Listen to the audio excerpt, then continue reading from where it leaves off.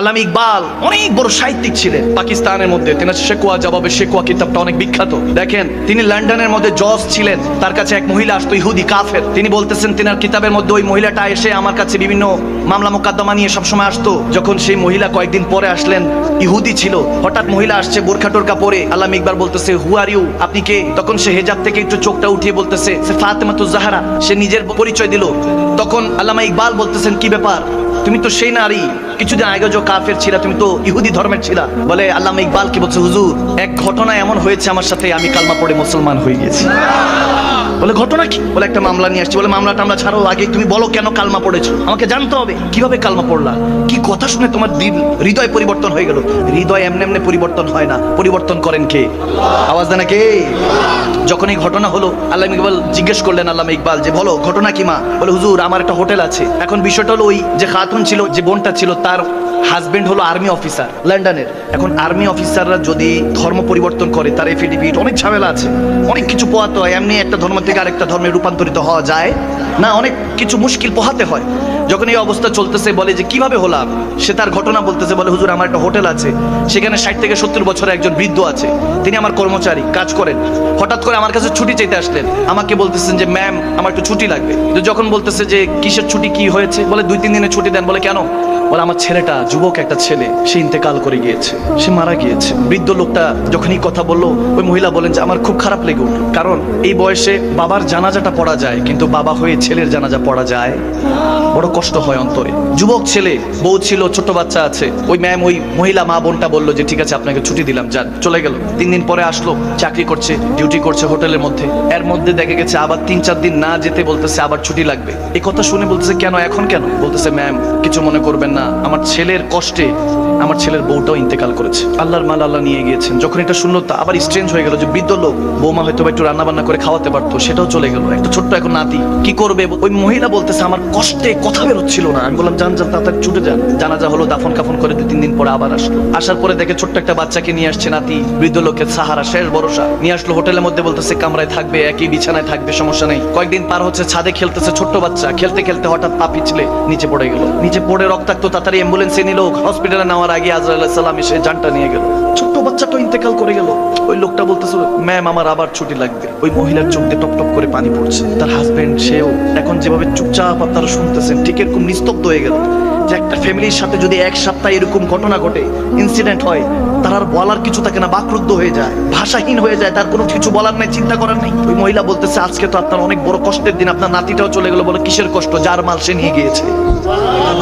ইমান দেখেন বান্দা, আমরা কিছু থেকে কিছু হলে দিশাহারা হয়ে যাই। আমার নবী যখন কালমা পড়েছি, আমি যখন আল্লাহর কালমা পড়েছি, কিসের টেনশন? আমার উপরে তো আল্লাহ রাসূল আছে, ঠিক না? টেনশন, ডিপ্রেশন এগুলো আমাদের বানানো বান্দা। এগুলো আমরা নিজেরা অল্প থেকে অল্প কিছু হলেই আমরা টেনশন ডিপ্রেশনে পড়ে যাই। ওই বৃদ্ধ বলছে আমার কোনো টেনশন নাই, রক্তাক্ত হচ্ছে, নাতিকেও নিয়ে বলতেছে যে কোনো টেনশন নাই। রক্ত মুছে দাফন কাফনের ব্যবস্থা করলো, দোয়া করে মাটি চাপা দিয়ে কবরে রেখে আসলো।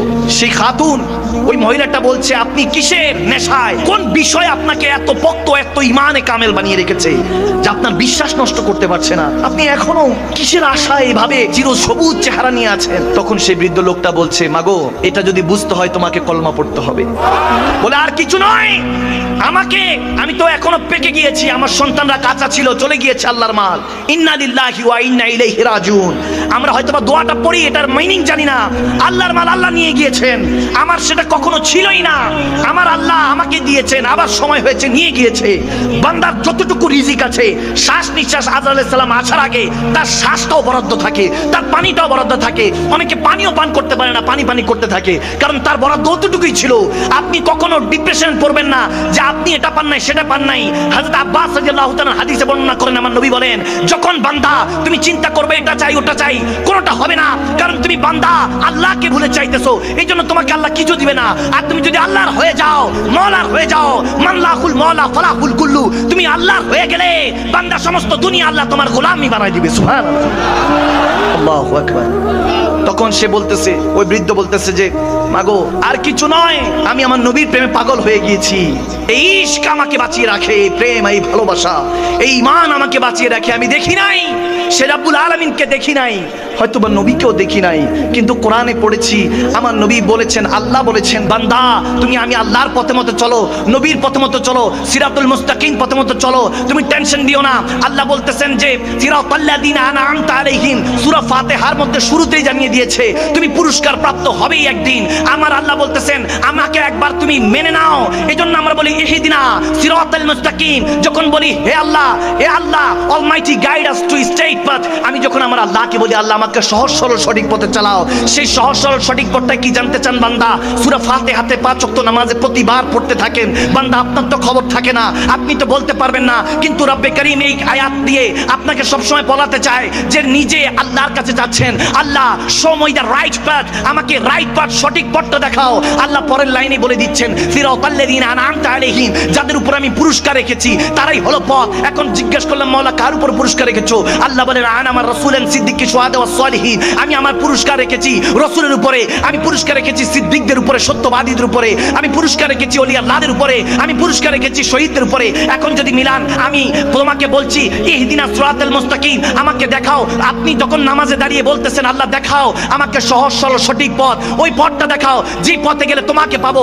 জিজ্ঞেস করলাম আল্লাহ, তখন বলতেছে রাসূলের উপরে আমি পুরস্কার রেখেছি। এখন যদি মিলিয়ে দেখেন নামাজের মধ্যে বলতেছি কোরআনে পাক সাক্ষী আছে, নামাজ সাক্ষী আছে, 1450 বছর ধরে এটাই চলতেছে। বলতেছি আল্লাহ তোমাকে দেখতে চাই, তোমার পথকে দেখতে চাই। এখন আল্লাহ বলে যাদের উপর পুরস্কার রেখেছি তারাই পথ। এখন পুরস্কার রাখা হয়েছে আমার নবীর উপরে, তার মানে 5 ওয়াক্ত নামাজে বলতেছি আল্লাহ নবীকে দেখতে চাই, নবীকে দেখতে চাই। কারণ বান্দানি ফাকাদ রাল হক, যে বান্দা নবীকে দেখে যায় সে আল্লাহ হয়ে যায়। সুবহানাল্লাহ। নারে তাকবীর, নারে রিসালাত, নারে পাক পাঞ্জাতন, শাহেনশাহ মদিনা ইমামে রাব্বানি দরবার শরীফ। দেখেন আল্লামা ইকবালের একটা কথা বললো, উনি তো ওনার কিতাবের মধ্যে বর্ণনা করছেন হিন্দুস্তানের এক বাদশা ছিল, বাদশা মুরাদ। সে হঠাৎ করে মিস্ত্রিকে খবর দিল, যারা বিল্ডিং বানায় তাদেরকে কি বলে রাজমিস্ত্রি, এরকম রাজমিস্ত্রি খবর দিল, বলতেছে একটা মসজিদ বানাও, সুন্দর না হলে তোমার খবর আছে, সুন্দর করে মসজিদ বানাও। যখন মসজিদ বানানোর কথা আসলো ওই রাজমিস্ত্রি মসজিদ বানালো, কিন্তু বাদশা মুরাদের পছন্দ হইলো না। সে করলো কি, নাউজুবিল্লাহ, সেই মিস্ত্রি দুটা হাত কেটে দিল, হাত কেটে দিল। জোর যার মুলুকতা, দেশ তো একই অবস্থায় চলতেছে। বলার কেউ নেই, আমরা কেউ নেই, সৎ সাহসী নেই। আমরা যে বলবো 2-4 কথা, এই সৎ সাহস কারণেই মুসলমানদের কি জানি হয়ে গিয়েছে, সৎ সাহস জানি কোথায় চলে গিয়েছে।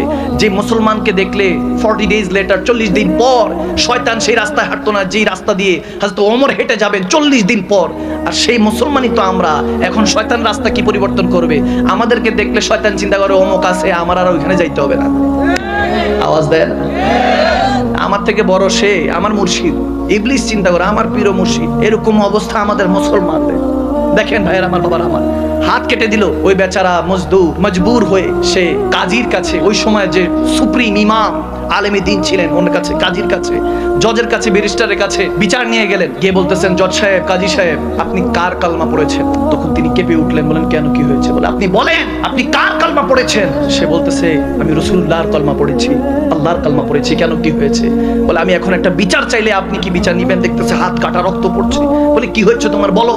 সে বলে অমুক ঘটনা, বাদশা মুরাদ বলেছেন একটা মসজিদ বানাতে, আমি মসজিদটা বানিয়েছি, ওনার পছন্দ হয় না, আমার দুটো হাত কেটে দিয়েছে। এরকম অবস্থা, আমার হাত কেটে দিয়েছে, এটার কি বিচার পাবো? বাদশার বিচার কি হবে একটা কর্মচারীর জন্য? তখন ওই কাজী বলতেছে এখনো আমার রাসূলের পাকের দিন, আমার মদিনাওয়ালার দিন এখনো জিন্দা আছে। খবর পাঠানো হলো বাদশার কাছে। দেখেন তখনকার ইমামদের, তখন তো আলেমের দ্বীনদের কি সম্মান ছিল, এখন তো আলেমের দ্বীনদের সম্মান নেই। বাদশা থরথর করে কেঁপে উঠলো। কাজী সাহেব বিচার পাঠিয়েছে, বাদশা আসতে বাধ্য হয়েছে। আসার পরে বাদশা মাথা নিচু করে দাঁড়িয়ে আছে। আলেমী দ্বীনদের এত সম্মান ছিল কেন বলেছি জানেন? যে মেহফিল উঠে কালেকশন, অমুক বক্তব্য দেয়, মাহফিলের আগে দিয়ে অমুক নেতা বক্তব্য দেয়। এখন আমাদের ফেস ভ্যালুর কারণে হাজারো মানুষ আসে, আসার কারণে তারা ভালোবেসে আসে, তাদেরকে কি করে আস্তে করে মিসগাইড করে, বসায় রাখে 1 ঘন্টা কালেকশন করো, তারপর অমুক নেতা আসো বক্তব্য দাও। অথচ সমস্ত যুবকরা, সমস্ত মুসলমানরা এসেছিল কোরআন সুন্নাহর কথা শুনতে। এটা এক প্রকার ধোঁকা, উম্মাতের সাথে ধোঁকা।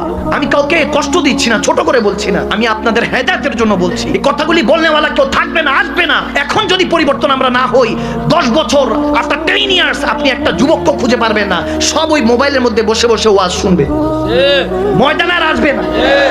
ময়দানে আর এই যুবকদেরকে, মুসলমানদেরকে পাওয়া যাবে না। যুবকরা এখন ডে বাই ডে পরিবর্তন হচ্ছে, মাশাআল্লাহ। আমার কাছে শত শত ফোন আসে। যদি আমরা এই জায়গাটা নষ্ট করে দেই, আর বন্দেওয়ালা থাকবে না, ভাইয়ের আমার, বাবার আমার, যখন বিচার চাইলো ওই কাজী সাহেব বলতেছে, এই বাদশাহ আপনি এটা কেন করলেন? আপনি কি দিনের কথা ভুলে গিয়েছেন? আল্লাহর রাসূলুল্লাহর কালমা যখন কেউ পড়ে ফেলেছে, আল্লাহর যখন ওয়াদানিয়াতে সাক্ষ্য দিয়ে দিয়েছে, মদিনাওয়ালার গোলামিতে ইখতিয়ার করে নিয়েছে নিজেকে, সেই দিনের পথে চলবে, ইসলামের পথে চলবে। আপনি বাদশাহ হোক কিংবা ফকির, আল্লাহর দরবারে সবাই বান্দা। একমাত্র এই দিন, ইন্নাদ দীন ইনদাল্লাহিল ইসলাম, Islam is the complete code of the life, পূর্ণাঙ্গ জীবন বিধান। এই ইসলাম যেখানে নামাজে দাঁড়ালে বোঝা যায় কে বাদশা কে ফকির, কোনো কিছু আর ধরা যায় না, সব এক কাতারে, ঠিক কি না? আপনি কিভাবে পারলেন তাকে এভাবে দুই হাত কর্তন করতে? এটার হিসাব কি দিবেন? বাদশা থরথর করে কাঁপছে। এখনকার অবস্থা দেখেছেন, নেতা যদি এরকম, আমরা যদি কোনো নেতা ভুল করে দেশের টাকা না দশের টাকা খায়, এরকম যদি কোনো অবস্থায় আমরা যদি এটা নিয়ে মামলা করি, তিনি দোষী কিন্তু যার নামে মামলা করব ওনাকে জেল খাটতে হবে না, খাটতে হবে যে মামলা করছে। হয়রানির শিকার সে হবে। আমাকে নিয়ে সোশ্যাল মিডিয়াতে এত এত বাজে কমেন্টস, এত এত কিছু, আমাকে নিয়ে ফেক আইডি বানিয়ে মা বোনদের সাথে, ভাই বাবাদের সাথে টাকা লেনদেন এবং অশ্লীল ভাবে ছবি আদান প্রদান হয়েছে। আমি এটার জন্য যখন মামলা করতে গেলাম, মামলা করছি, সব করা হয়েছে, করার পর দেখি পেরেশানি খালি আমার। যে দোষ করছে তারে ধরতে কোনো পেরেশানি নেই। মানে যখন সাইবার ট্রাইব্যুনাল মামলা দিয়েছি, মামলা দেওয়ার পরে ফোনের কারণে, পুলিশের ফোনের কারণে আমি বলি মামলা আমি উইথড্র করলাম, যে আমার নামে সমালোচনা করতেছে করুক। দেশের অবস্থা দেখছেন, আমরা বিবেক শূন্য হয়ে যাচ্ছি। অনেকে আমাকে বলে আপনি এত আলিশান ভাবে কেন চলেন, এত কত সুন্দর করে কেন চলেন? আমি বললাম শুনেন, ওসমানে গনি আমার নবীর তৃতীয় খলিফা, আমার নবী যেনাকে জুন্নুরাইন দিয়ে বলেছেন, অর্থাৎ দুইটা নূর, আমার নবীর দুইজন শাহজাদিকে যার সাথে বিয়ে দেওয়া হয়েছে, সে ওসমানে গনি এরকম অনেক সুন্দর করে চলতেন, আদব নিয়ে চলতেন, কিন্তু অনেক রাজকীয় ভাবে চলতেন। যখন এরকম একজন জিজ্ঞেস করেছে ওসমানে গনি, গানি বলা হতো ধনীকে, বলতো আপনি এত সুন্দর কেন চলেন, আপনি কেন এত পরিপাটি হয়ে চলেন? বলে আল্লাহু জামিল ইউহিব্বুল জামাল, আল্লাহ সুন্দরটাই সুন্দরকে ভালোবাসে, আমি সেভাবে চলি। আর শুনো, যদি আমরা আলেমে দ্বীনরা, আমরা যারা সাহাবায়ে রাসূল দ্বীনের প্রচারের মধ্যে আছি, আমরা যদি ফকিরের মতো চলি, আমরা যদি একদম ওই ফকির, যারা ফকির দরবেশিতে থাকে তারা জঙ্গলে চলে যায়, তারা বাইরে চলে যায়, কিন্তু যখন যারা শরীয়তের খেদমতগার হয়ে সমাজটাকে পরিবর্তন করে, সমাজের দায়িত্ব নেয়, তারা আলিশান ভাবে এজন্য চলে যাতে সময় রাজা বাদশারা, প্রাইম মিনিস্টাররা তাদেরকে টিস্যু পেপার না মনে করে। তাহলে আলেমী দ্বীনদেরকে টিস্যু পেপার মনে করবে, মুখ মুছে ফেলাই দিবে। এই জন্য আমাদের আলেমী দ্বীনদের অনেক দায়িত্ব, আওয়াজ দেয় না। কথা বলতে হবে সাবধানতার সহিত, কথা বলতে হবে জিম্মেদারি নিয়ে। এজন্য বলছিলাম, যখন মিল্লাতের ওই দায়িত্ব পড়বে তখন আপনাকে হিসাব দিতে হবে কার কাছে? আল্লাহর কাছে হিসাব দিতে হবে। যখন ওই কাজী সাহেব বলতেছে যে যান তার হাত কাটেন, বাদশার হাত কাটার যখন পারমিশন আসলো, তখন সে বাদশা মেনে নিল, বলে আমার হাতটা কেটে ফেলেন, সমস্যা নাই। তখন অহংকারের মধ্যে, গরিমার মধ্যে ডুবেছিলাম, খেয়াল করি নাই, শয়তানে ধোঁকা পড়ে গিয়েছি। এখন আসার পর আমার নবীর কথা মনে পড়েছে, আমার আল্লাহর কাছে কথা মনে পড়েছে, আল্লাহর কাছে হিসাব দিতে হবে। বলে আমার হাত কাটেন। যখন এরকম কথা হলো, তখন ওই মজুরি, ওই কর্মচারী, সে হঠাৎ করে মিস্ত্রি বলতেছে চোখের পানি ছেড়ে দিয়ে, বলে আমার বিচার লাগবে না। আপনাকে কিছু উপলব্ধি করলো, আপনি হাত কাটতে চাচ্ছেন বাদশা হয়ে, আপনি নিজের ক্ষমতা প্রয়োগ করছেন না। তখন তিনি বলতেছেন দুনিয়া ক্ষণস্থায়ী, চিরস্থায়ী, জান্নাত জাহান্নাম অপেক্ষা করছে। আমার মদিনাওয়ালার কথা মনে পড়লো, দিন যদি প্রতিষ্ঠিত না করি তাহলে কেমনে হবে? এই জন্য জোর যার মূল্য তার করতে পারবো না। কাজী সাহেব যেটা ফয়সালা জানিয়েছেন, জজ সাহেব যেটা ফয়সালা জানিয়েছেন, সেটা আমি মেনে নিলাম, আমার হাত কেটে দাও। এই কথা বলতে দেরি না, ওই মিস্ত্রি ক্ষমা করে দিলেন। ক্ষমা করে, ওই মিস্ত্রি ছিলেন একজন কাফের। সে অবস্থাটা, এই কথা শোনার পরে তার মনের মধ্যে প্রেম আসলো। বলতেছে যেই দিন এই শিক্ষা দেয়, যেই দিন একে অপরকে ভ্রাতৃত্ব শিক্ষা দেয়, যেই দিনের মধ্যে গরিব ফকির বলতে, বাদশা বলতে কিছু নেই, সব এক কাতারে বান্দা আর উম্মত, সেই দিন আমি কবুল করতে চাই। সে কাজী সাহেবের কাছে ওই মিস্ত্রি বলতেছে আমি ক্ষমা করে দিয়েছি বাদশাকে, বাদশাকে ক্ষমা করে দিয়ে কাজী সাহেবের কাছে ওই মিস্ত্রি কলমা পড়ে চোখের পানি ছেড়ে মুসলমান হয়ে গেল। সুবহানাল্লাহ। হেদায়েতের মালিক কে? আল্লাহ। আওয়াজ দেন কে? হাজার ওয়াজ করলো কোনো লাভ হবে না যদি আল্লাহ হেদায়েত না দেয়, কোনো লাভ হবে না। হযরত খাজা মাইনুদ্দিন চিশতি 6 রজব আজকে তেনার উরুস মোবারক যাচ্ছে, সুবহানাল্লাহ বলবেন। সুলতানুল হিন্দ খাজা গরিব নওয়াজ আতায়ে রাসূল, তেনার কথা না বললে নয়। তেনার কাছে এসে এক যুবক জিজ্ঞেস করতেছে, হুজুর ইশক কিয়া, ইশক কিয়া হে, প্রেমটা কি?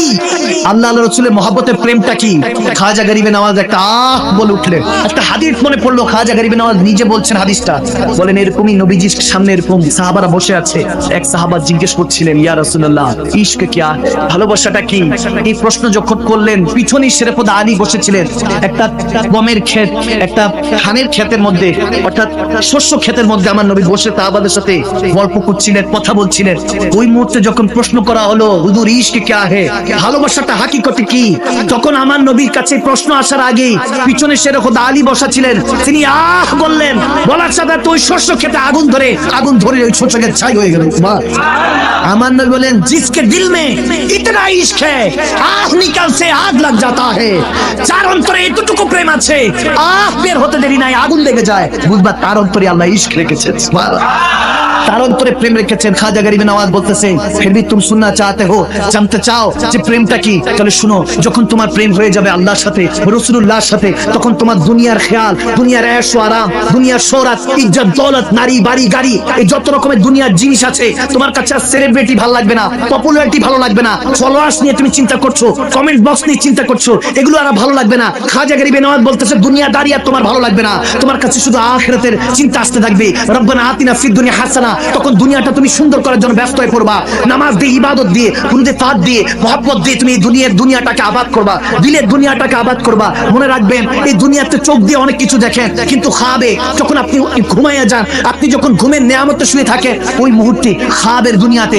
মহব্বতের দিলের শহর আছে ওই দিলের দুনিয়াতে সব থাকে আল্লাহর রাসূলের মহব্বত থাকে বলতেছে যখন বান্দা দুনিয়া ভুলে যাবা দুনিয়া কাটতে কাটতে শুধু আখিরাতের খেয়াল আখিরাতে হাসানা আপনি যখন আখিরাতের খেয়াল নিয়ে চিন্তা করছেন দুনিয়া অন্তর থেকে সেরে যাবে মুছে যাবে আখিরাতের ভালোবাসা যখন ঢুকে যাবে তখন তোমার রুজু হবা তুমি আল্লাহর দিকে রুজু হবা এরপর যখন তুমি মহব্বতে মুস্তাফা রাসূলের পাকের মহব্বতে জানে রহমত মুস্তাফা জানে রহমতের প্রেমে পড়ে যাবা বান্দা তখন দুনিয়া কাটতে কাটতে আখিরাত কেটে যাবে সারাবান তাহুরা হুর গিলমানের নিয়ামত জান্নাতের নিয়ামতের কথা তুমি ভুলে যাবা যখন আসল ইশক হয়ে যাবে দুনিয়া কাটতে থাকবে আখিরাতের নিয়ামত কেটে যাবে অন্তরের মধ্যে শুধু রব্বে করিমের খেয়াল আসবে রব্বে করিমের প্রেমের কথা আসবে রাসূলুল্লাহর প্রেমের কথা আসবে মন চাইবে যে ওই মদিনাওয়ালা দেখতে জানি কেমন ছিলেন যিনি 1400 বছর পূর্বে এই উম্মতের জন্য দাম মোবারক শহীদ করেছেন রক্ত দিয়ে গোসল করেছেন উম্মতের জন্য নওয়াসায়ে রাসূল নিজের আওলাদদেরকে কুরবানি করে দিয়েছেন নিজের সঙ্গী বন্ধুদেরকে সাহাবাদেরকে কুরবানি করে দিয়েছেন এই গুনাহগার উম্মতের জন্য যখন অন্তরের মধ্যে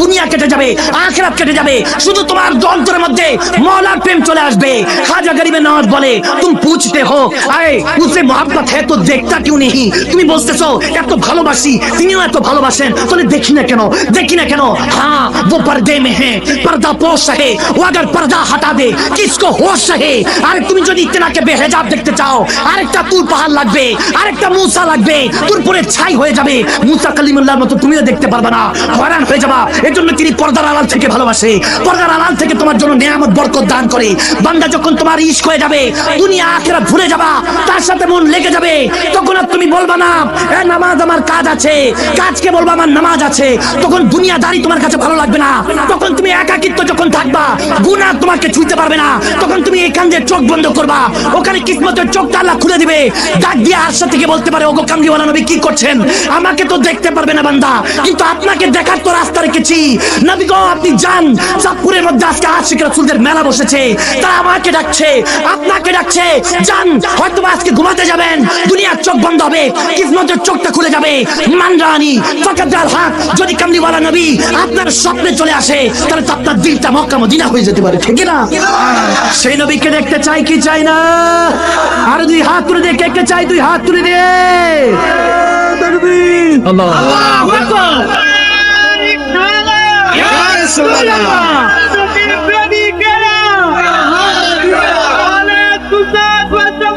জিন্দাবাদ জিন্দাবাদ